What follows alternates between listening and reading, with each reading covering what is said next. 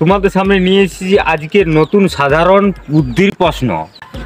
কি প্রশ্ন? আজকের প্রশ্ন, কি না ধুলে পরিষ্কার থাকে, ধুলে নোংরা হয়? কি না ধুলে পরিষ্কার থাকে? কাপড়।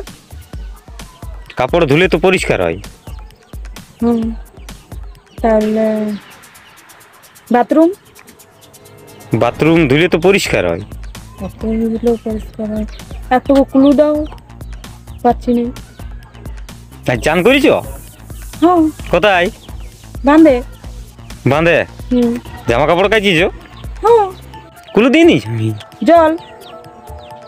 কি করি? জলটা যদি ধুই তাহলে তো নোংরা হবে, আর না ধুলে পরিষ্কার থাকবে। জল। হ্যাঁ, জল। হ্যালো বন্ধুরা, উত্তরটা ঠিক দিয়েছি কি ভুল দিয়েছি কমেন্টে জানাও, আর চ্যানেলটি লাইক, কমেন্ট, শেয়ার আর সাবস্ক্রাইব করে দাও।